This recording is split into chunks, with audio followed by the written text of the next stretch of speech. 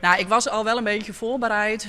Ik wist al wel eerder dat de functie zou gaan vervallen. Dus ik wist dat de boventalligheid eraan kwam. Maar ja, het blijft natuurlijk niet leuk. Je moet afscheid nemen van de Sionsberg in principe. En dat wil je natuurlijk liever niet. Ik moest juist er inderdaad in afwachting, word ik ergens naar Taropen als ik boventalig ben, ja of nee. Maar ik heb juist er niks jet.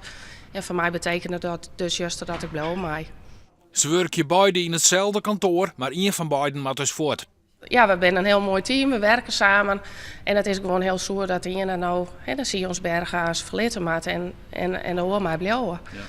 Maar goed, de ene is blied van de oren. En dat is gewoon heel dubbel. Een heel dubbel gevoel.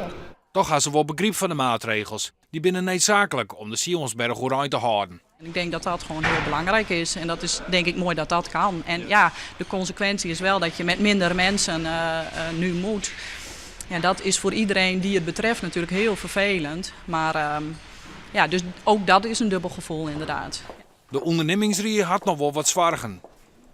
Met name dat personeel klaar is om die taak te verrichten die ze verrichten moeten in de toekomst. En dat het naar je ziekenhuis de poorten onder de kont krijgt, zeg maar. Daar moet ze weer zwargen door.